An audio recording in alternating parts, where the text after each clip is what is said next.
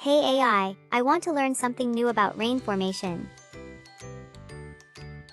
How do clouds make rain? Rain starts with invisible water in the air. When clouds grow full, they drop water down as rain.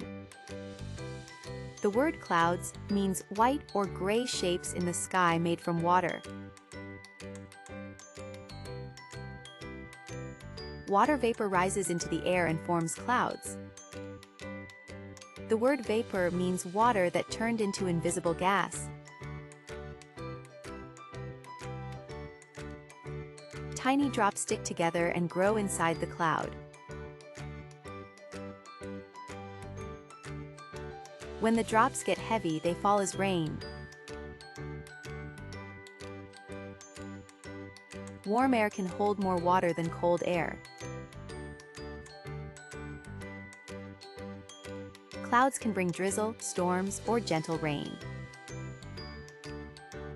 Search online for more interesting facts about rain formation. Let's learn something new.